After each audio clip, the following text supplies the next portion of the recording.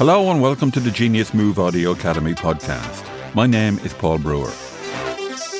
In this podcast, I'll chat to people who were professionally involved in the music business both here in Ireland and abroad. If you're listening to this, perhaps you have an interest in learning. Please visit geniusmove.ie to check my courses or book a one-to-one teaching session.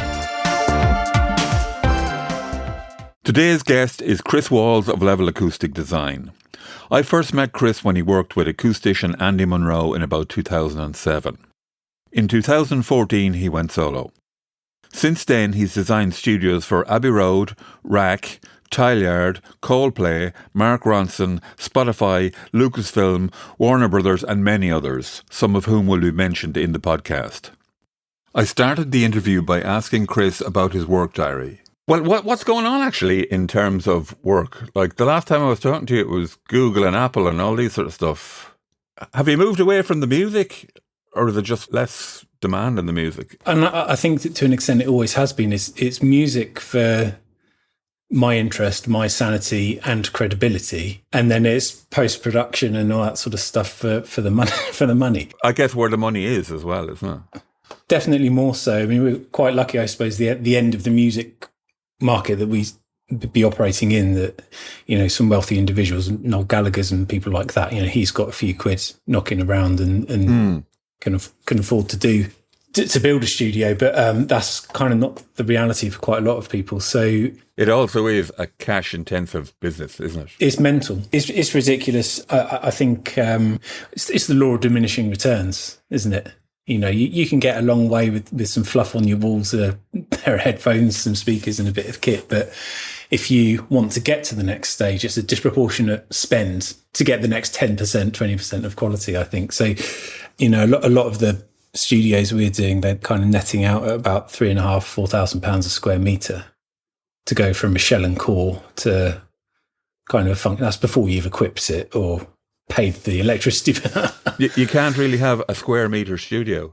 No, and actually the smaller it is, the bigger that figure gets, because, you know, your door, your aircon and all that sort of stuff is getting spread over a, you know, much smaller area. You know, that seems to be, if you want to, you know, fully isolated, really nicely serviced, acoustically treated, nicely finished space, that's kind of where it's coming out at the moment, typically. That is more commonly affordable in post-production, broadcast film, that sort of industry, than it is in music. I mean, it's still a stretch for everyone. It's just a shit ton of money, really, isn't it? So the music stuff we do, by no means is it pro bono, but it, you know, I'll definitely take more of a view on, I mean, we're only doing the design side, we're not doing the build, so the bulk of those costs aren't really down to us, but we'll take a view on the design fee a bit if it's an interesting project or, you know, feels... Or a kudos project. Exactly that. Yeah, the post-production guys, they pay full fare. God bless them. God bless them, that's it, exactly. So, yeah, but I mean, in terms of what we're doing, we're kind of like master service agreements with... So, what's a master service agreement? I think it just means that they can say, have a bash at this, and we can just start on it immediately without having to go through a protracted contracts. Oh, right. So it's like a semi-completed contract. Exactly. So we just provide a scope of works, and we sort of, I think there's like a prearranged rate for each staff level and all that sort of stuff. So, but within that, we're designing their facilities in the EMEA region. Currently, we're sort of looking at odds and sods in the US, but with the US side, we're kind of putting together these room standards. So in all of their territories, they're building screening lounges, mix facilities, editorial facilities and things. So we're trying to not standardise, kind of standardise the technical aspects of the design. So with these adjacencies, you need this amount of sound insulation, room acoustics should adhere to this, aircon noise and all that sort of stuff. And then the power, data, fibre requirements and all those sorts of things. So we're trying to standardise that. So when they're doing kind of very high level facilities planning, they can block out the right amount of space and ensure they've got the right power requirements and things. So doing that for them. And then we've got some other sort of international post-production clients where we're doing design either globally or in the EMEA region. So yeah, doing a fair bit of that. And then on the music side, let's have a little look. We are doing some interesting stuff on the music side. We recently finished Rack Studios, which you may have seen, the refurb of Abbey Road Studio 3. God, it's looking depressingly post-heavy at the moment. Niall Rodgers. Oh, yeah, so that's right, yeah. Niall, yeah, I can't believe I almost forgot him. Yeah, it's great. So he's got a little pad in Turks and Caicos Islands, which is it's quite nice. And he's building a studio there. So there's a pre-existing kind of cabin, and it's fitting that out. He wants sort of an Atmos studio, so he wants to be writing in Atmos and conceiving the music with that, with Atmos in mind. And yeah, so somewhere that people can go out to decamp for a week or a month or whatever, and record and be immersed in what the island has to offer, and that's pretty awesome. We've been looking at it for over a year, and it's kind of it moves, it slows, it stops, it moves, and I think that's to do with he's getting some partners, I think, into it, sort of technological partners and things. So he's getting all of that in play, and then it'll steam on. Will this be a studio that you can complete an Atmos project there? Or is it just somewhere that he doesn't have to leg it into a city to work? It's not so that he doesn't have to go to a city. I think it's that he would like to go there to work. It's a very, very, it's like a scaled down Air Montserrat sort of thing. It's somewhere that you want to be, and you want to. Yeah, I mean, I guess you could. It's you can certainly track stuff in there. It's not going to have a big live room. It will have a fairly generous sized booth. You could record some drums in there and things like that, but it's not got a live room per se. But it's a very, very large control room. The way that he works is very collaborative. I think so. You'd get half a dozen guys in there writing, knocking ideas around. But yeah, for sure, you'd be able to mix in there and sort of finalise a product. The thing about the acoustics thing is Nile Rodgers, etc. He's rocking away. Noel Gallagher rocking away. They have the money to do it. I know sort of the answer to this because it's the same science applied to every project. How do you get around that in terms of reducing costs, and making it more, even for UK guys? How do you work that? It's tricky. You've got if we're thinking about room acoustics and your sort of speaker response, I mean, that's kind of the main thing when we've looked at stuff in the past, Paul, is being, how do I get a decent sounding mix room or control room? That's quite tricky. If you need to achieve a decent level of sound insulation, then you tend to compound your room acoustic issues, because by containing the sound, you're creating more sound. You've got pretty good rigid boundaries, and whatever low frequency absorption you might get through a slightly lighter weight partition is gone. So yeah, you compound those modal issues, and then you have to work that bit harder to get the room sounding neutral again, to sort of try and mitigate the worst of the modal behaviour. If you're going to sound insulate the room very well, and you're going to service it well, and also want to get a good sounding room, I'm not really sure there are any shortcuts.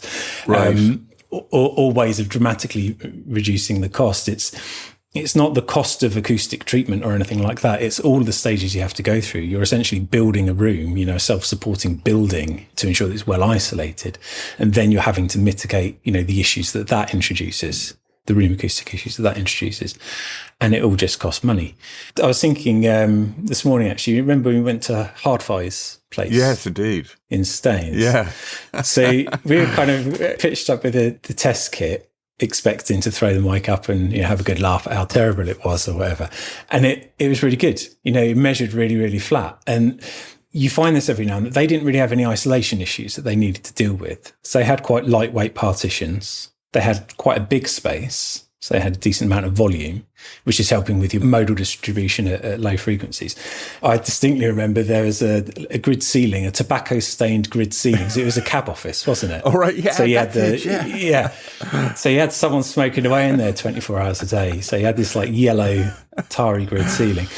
But those factors led to a good and pretty even sounding room, because the very low end, 20 hertz to 50, 60 hertz. Most of that was just going out of the walls. They were acting as sort of some sort of semi-membrane absorber or whatever. And there's acres of it, obviously, because it's quite a big room. So the very low end was pretty well controlled. And then by virtue of the size and the volume of it, the modal distribution was pretty good. You got quite a decent modal density when you get to the mid bass and upper bass. Then an absorptive ceiling. There was some other absorptive stuff they put around the room. It just kind of worked. So no work came out of that. Yeah, indeed, yeah. Isn't that an example of science? It's the same principles applied to everything. So is that a way a guy should be thinking about a cheaper studio? Not needing loads of sound insulation. That certainly helps. Yeah, I mean, if you're able to pick your location or pick your site, and you can be somewhere where you don't have to worry about sound insulation, or you're happy to operate at a level where, whereby you're not causing problem in terms of, disturbing neighbours and things. And if the building has relatively lightweight walls, if it's a solid concrete block thing, then you're in the same boat. But a lot of places have stud partitions, fairly lightweight stud partitions. Yeah, that can be a fairly decent starting point. Certainly not having to isolate, you're going to save probably half of the amount of money, the kind of project that we're normally doing, just by not having to build floating floors, high mass walls, hanging ceilings, floating ceilings, and all of that sort of caper. That was kind of my next question. What's the percentage between insulation and treatment then? Something like a third on isolation, sound insulation, a third on room treatments and finishes, and a third on mechanical, electrical, and all that sort of stuff. Like broadly, it's somewhere around there. So yeah, not having to isolate the space, you're saving a good chunk of your budget there. I'd say that the aircon and electrics is always a surprising amount if you want to do that to a level where your aircon is building regs compliant and can remain on all the time while you're recording without being problematic. Right. How did rack work out in terms of aircon and stuff like that? Because you were saying that there was some strange building elements going on upstairs and stuff. That was really weird. Yeah, so on the services side, it was there was a bit of lateral thinking involved. I think not by us, but by the aircon designers in design engineering. Yeah, I think where outdoor units and indoor units could be sited, where fresh air could come from and be exhausted to, and all that sort of stuff. But yeah, it's fairly standard. Aside from those site-specific difficulties, it's it's a ducted unit with some attenuation, providing very low velocity air into the room. Yeah, some of the challenges with that building had been hacked about a little bit. There was like a fireplace that had been removed but not supported structurally for, 40 years probably. It's kind of been sort of Damocles kind of situation there. So that all had to be put right. And then there's, I think the separating floor had been shifted at some point, and there was half a staircase sticking down through the ceiling that kind of just been hacked off with, it looked like it'd been chewed off, to be honest. But yeah, so there's odds and sods like that to deal with. You kind of find that working in old buildings in particular, as soon as you start stripping out, you discover all sorts of weird and wonderful things that you then need to respond to. And do you get that in old studios or just old buildings in general? Old buildings in general. Old studios is quite funny. So I did Angel Studios. We did a refurb of that for Abbey Road Institute. And that's really interesting because that, when it became Angel Studios in the late 70s, I think it was Tom Hidley designed it. Oh, right, okay. Oh, 20 hertz, Tom Hidley. 20 hertz or 10 hertz Hidley in his later days, I think. All right, okay. But yes, there's a bit of that in there. And then Roger Darcy, Recording Architecture, did a refurb on a control room in there at some point. John Flynn did the Studio One control room around about 2000, I think. The what was the original church where the organ is, Studio One. It was one of the engineers designed that. I can't remember his name now, but sort of not an acoustician as such, but a recording engineer. Like quite a lot of those studios were designed by kind of recording engineers with a bit of nous. Yeah, so you kind of had these various different eras of studio design and different approaches to studio design. And as we kind of went through it, you're kind of unpicking that and seeing how certain people were doing certain things at certain times. It was really interesting and pretty shocking in in places. But yeah. Should we actually talk about the science, room modes and all that? Why not? Because I suppose the solution to that, or the way that you deal with room modes, tends to be the same regardless of the size of the room. Room modes in any room, obviously, the frequencies that are out are related to the dimensions of the room and the volume of the room. The bigger the room, the lower the frequency, the kind of the dominant modes, and where the room modes are spaced out. So where you'll hear them as distinct peaks and then gaps in between modes. In a big room, that's much lower down and after a certain point, kind of out of harm's way. But in a smaller room, like most people are working in, say it's 10 feet by 12 feet or something like that, those modal frequencies will be fairly well spaced out right through the usable bass region. So you will end up with notes that are going to sing and notes that are, not really going to hit.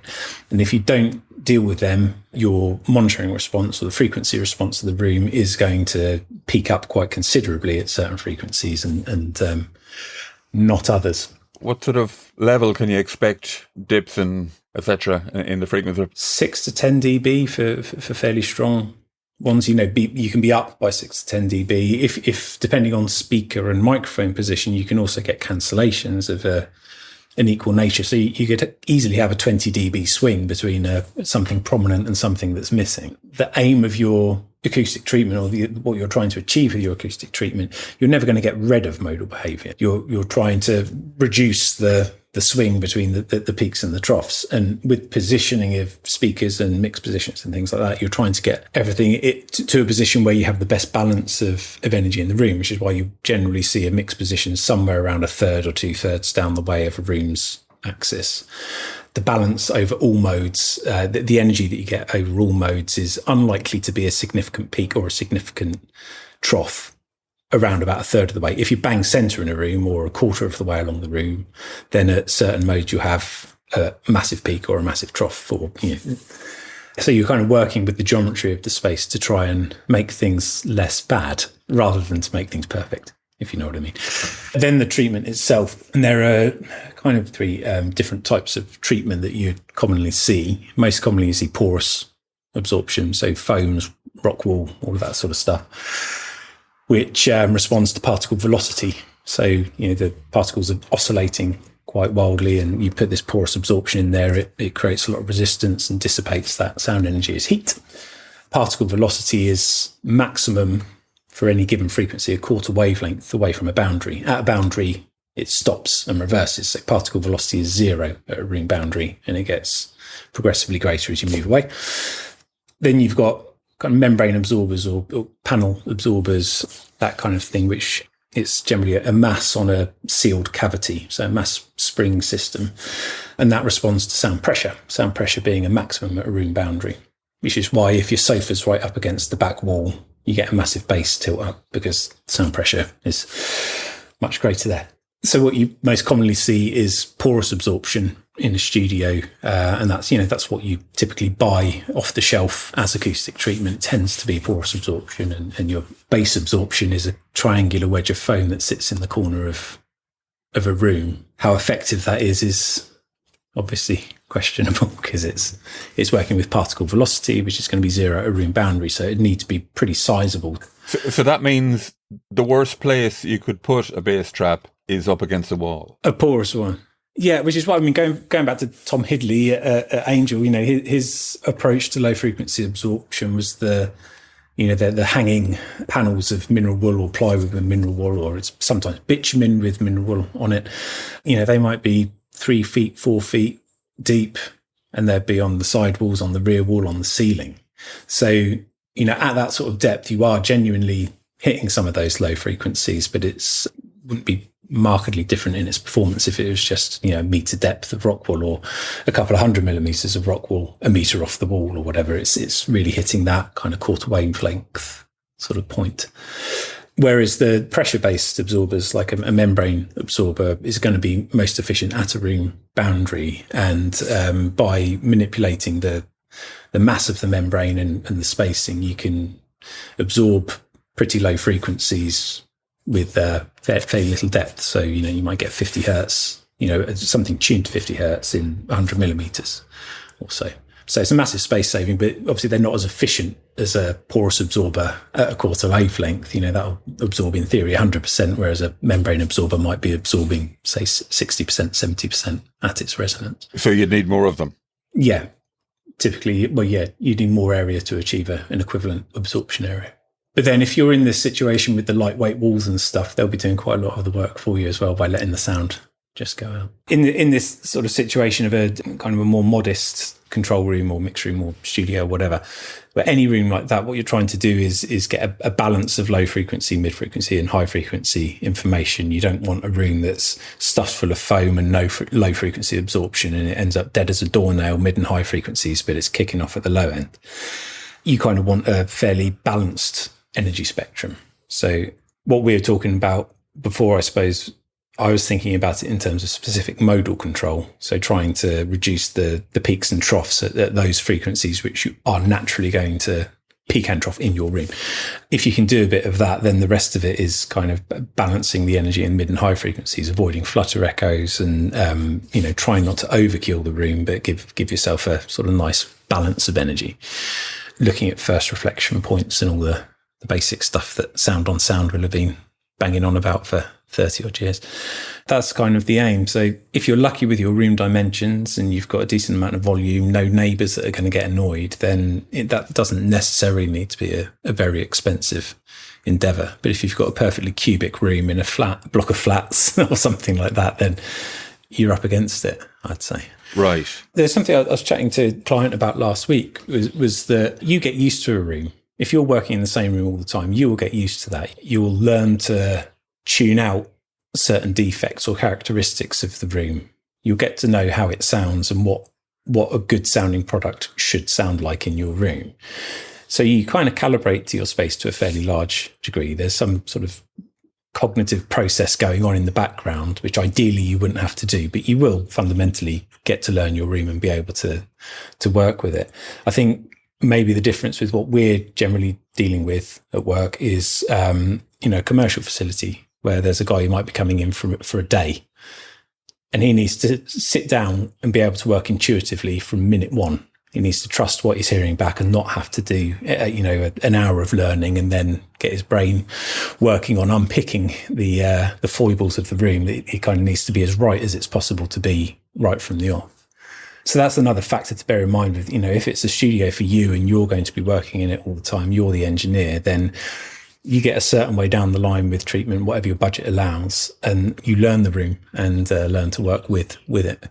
Learning the room, I just find a little bit difficult in terms of absent frequencies.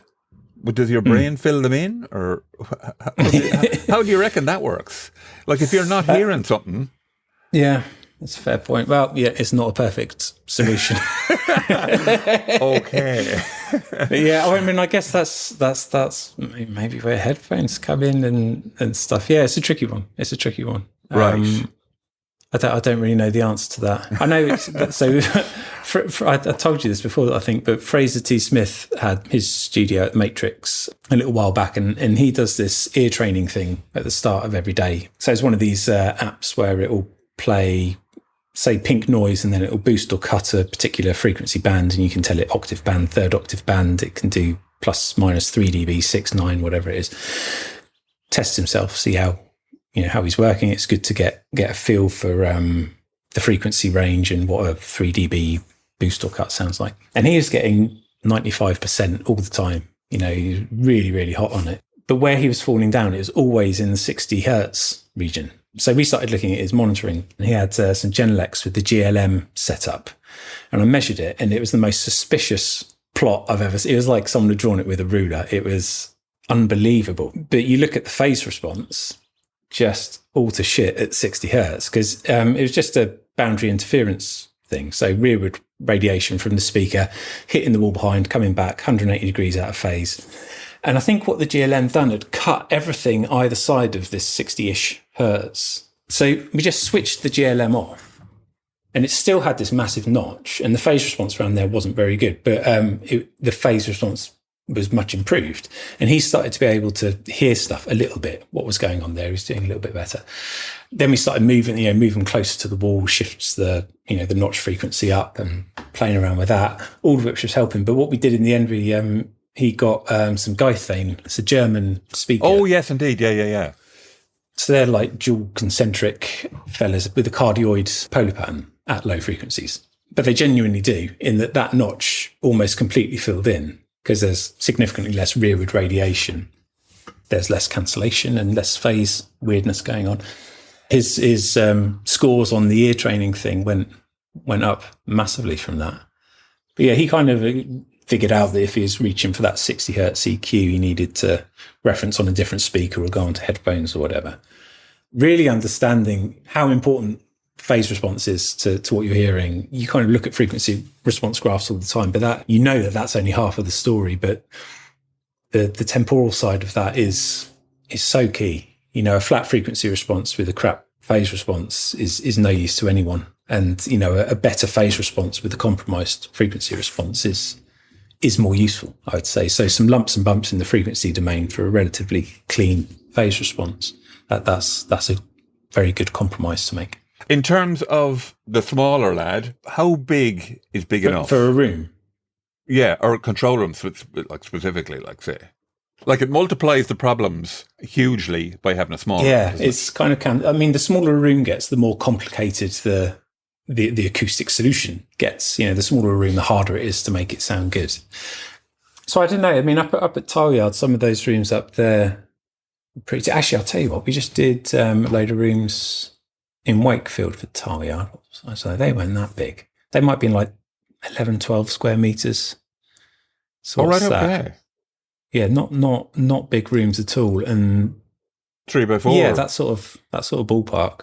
Maybe even a bit smaller than that, but somewhere around there. We had, what were the ceilings? They'd been about 2.7 meters, something like that. So what's that? 9 foot. Not huge spaces by any stretch, but fairly carefully designed, and they're good sounding rooms. Very good sounding rooms.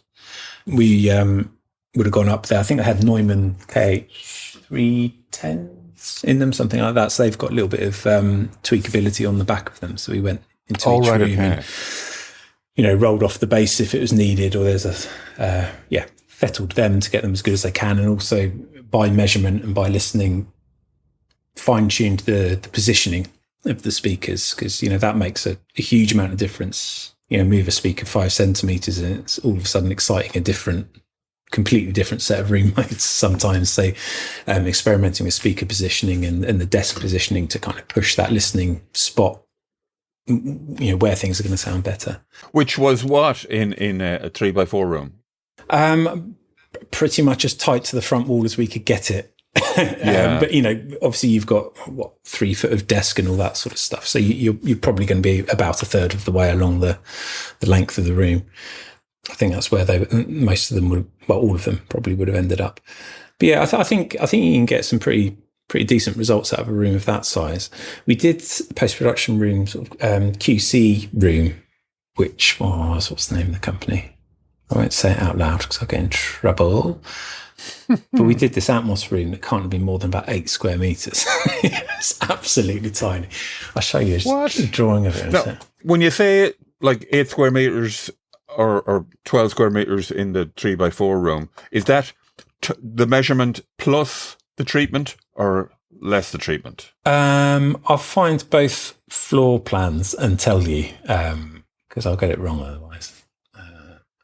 So that probably is about 9 square meters. There's a bit of, it's not wasted space, but space used for treatment and what have you that isn't usable floor space. But that can't be more than 11 square meters before you start treating it. And that's got a 714 Atmos setup in it, like properly crammed in.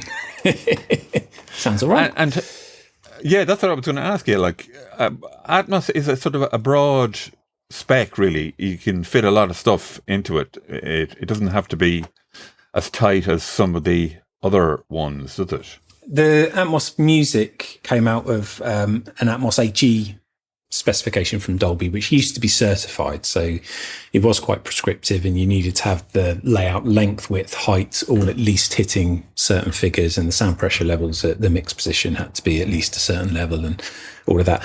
They've stopped certifying those rooms. So those criteria are now guidelines.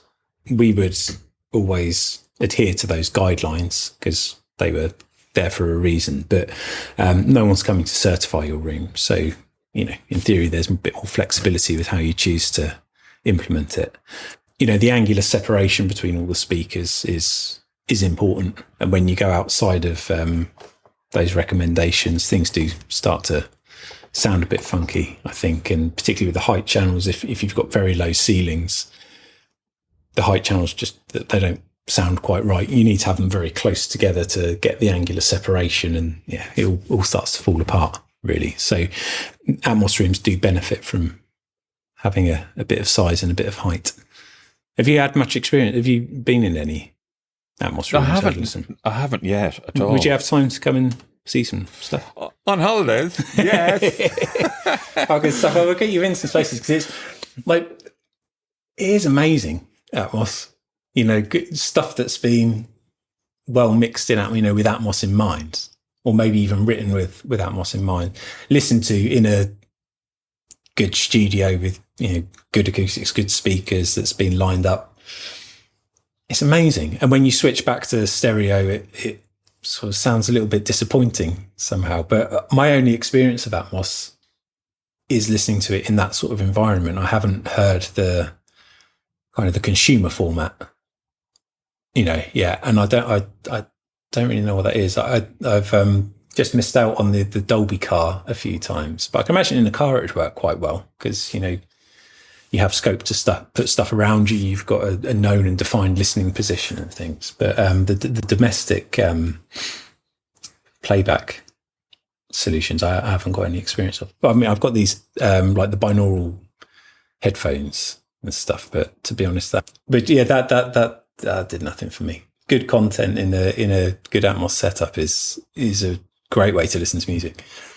Now, as I say, I'm looking forward to visiting one because I haven't. And a mate of mine, Aidan, has been in some in the US, and he says it's just phenomenal. The whole process is phenomenal. But what's sort of phenomenal about it?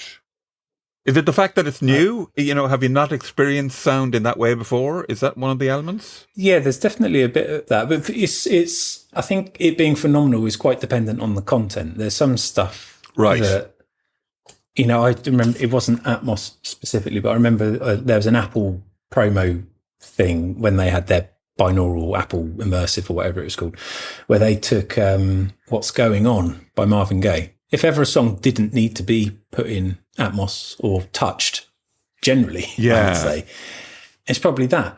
So I didn't understand the point or the motivation for doing that. Whereas Billie Eilish, that's something that quite often gets played as an example. And with, having the 300 or 180 degrees or 2 pi steradians, that's probably a more accurate way of describing it, to play with for that sound field. It moves everything out of the way of a vocal that is just so in your face and so clear. And I don't know, it made so much sense for her music. Is it stereo but more? Do you have, is that the experience you have, that it's more stuff? No, so in that specific example, the Billie Eilish thing, it's the same amount of stuff, which is quite a lot generally, but it's just pushed out. It gives everything much more room to breathe. Right. Which for me, just let the vocal do something different. It felt really sort of close and personal in a way that it didn't for me in stereo. Okay.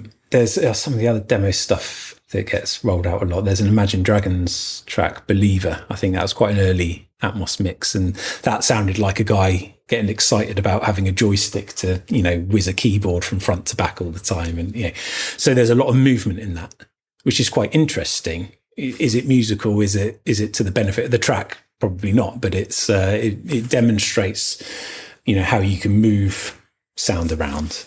But maybe that's a little bit gimmicky. But I think, a lot of the mixes I've quite enjoyed, it's been a fairly static sound field, but it's just spread out around you a bit more. I don't know. It's hard to explain. You'll hear it. Yes, you'll hear indeed. it and you'll know what I mean. I'm looking forward to that.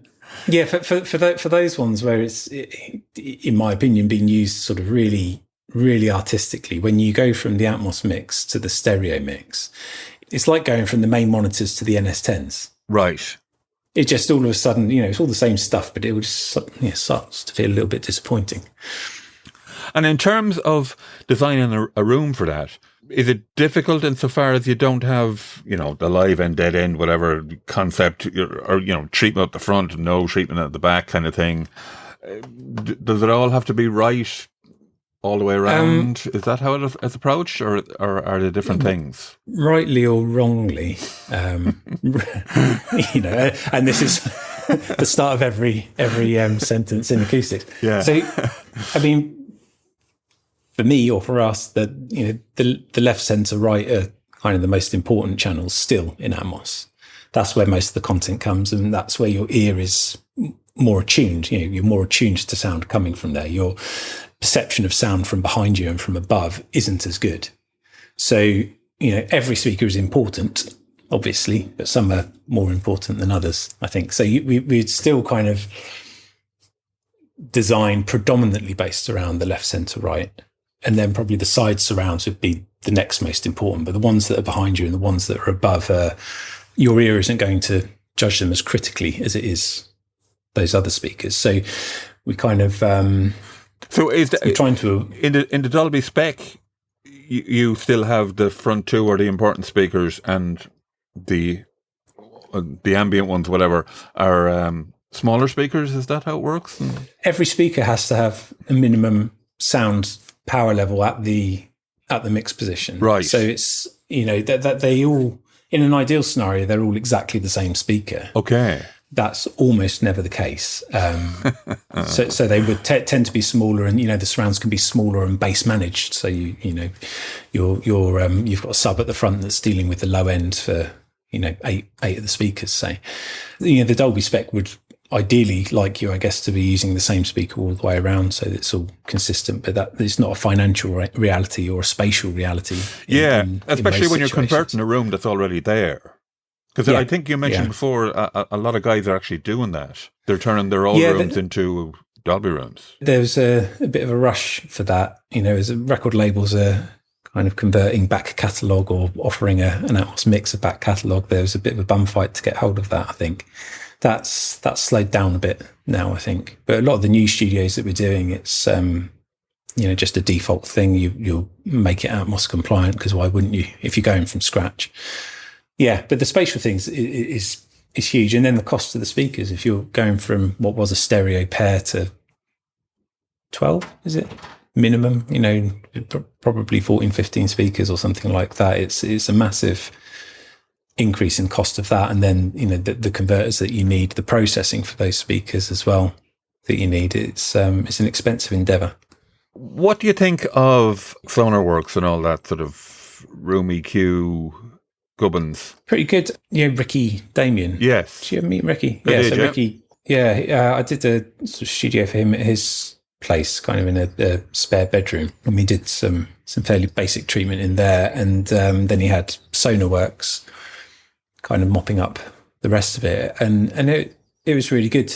It was really good, actually. I think particularly, as I understand it, some pretty recent or more recent versions of it, you've got a bit more control over the frequency range that it operates over, whether it only cuts or whether you're going to allow it to boost as well and all that sort of stuff. But the key with that seems to be there's a mix, isn't there, like dry-wet mix or something. And it definitely seemed to be most effective when it was around sort of 70%, something like that. So not absolutely slamming the Sonarworks, but letting a bit of the natural response through as well. Okay. If you know what I mean. But it's quite good. I think like with all of these things, if you're going into a bare room of 15 feet by 10 feet or something that's got a 1 second reverb time and expecting Sonarworks to sort you out, you're going to be disappointed. But if you've put a bit of time and effort into treating the room to some extent, and then you're asking Sonarworks to kind of mop up some of the lower frequency peaks and troughs, then it can be a really powerful tool. Obviously, the aim for us is to ensure that none of our clients ever have Sonarworks or Trinov or anything like that in their room. But sometimes budgets or circumstances mean that it is a useful tool to just tidy up the last little bits. But the other thing I was going to ask you was about the Trinov as well. Like, what's the difference in terms of quality and? So my colleague Matt would be able to give you chapter and verse on all of this. It's it gets a bit above my head quite quickly, but I think, I'm not entirely sure, but Trinov works with, it kind of measures what's going on in the frequency and time domain, and it creates a filter to invert that. Okay. I believe that's what's going on there. Whereas I think, and again, I could be wrong, I haven't looked at any of this stuff, that Sonarworks is a slightly more straightforward EQ based thing. So Trinov in theory is correcting things in the time and frequency domain, whereas Sonarworks is working in the frequency domain only. Ah, right, okay. I'll fact check that and email you. Yes, indeed. The question that I ask, and lots of people ask, I'm sure, and I I've either not listened to the answer or haven't been given one, is you can only really correct for the time domain at one finite point in space. But as an engineer, you're doing this, or, tiny little movements around all the time, or you're going over to your hardware and things like that. So how well does that time domain correction work in reality when you're moving? Yeah, but like around all the time. The way we used to do it was just take an average, sort of, Is that a solution? I don't know. Well, so with frequency, I kind of get that. With time, yeah, I don't know. I mean, with an average, you're not right anywhere. Absolutely, yeah. Presumably, but you're nearer right in a lot of places. Is that an argument? I can't think how that works in the time domain. Actually, Matt's much cleverer than me. He'll be able to tell you.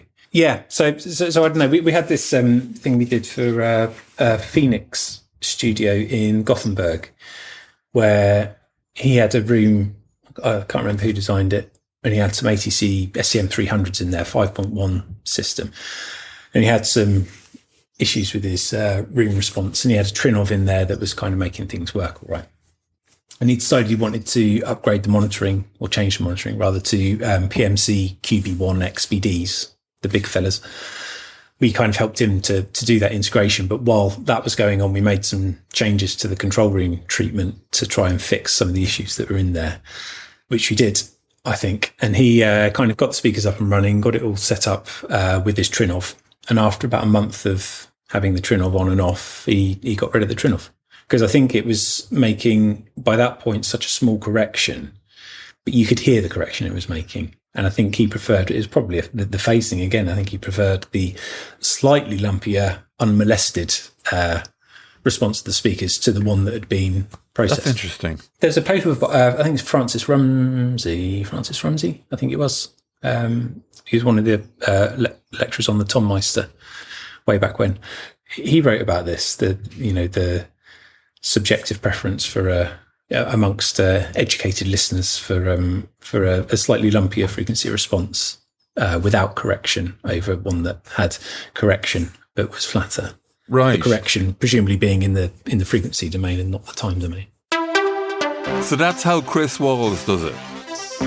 Many thanks to him for his time and effort in making this podcast. Do visit geniusmove.ie to find out about recording courses to suit you. Thanks for listening.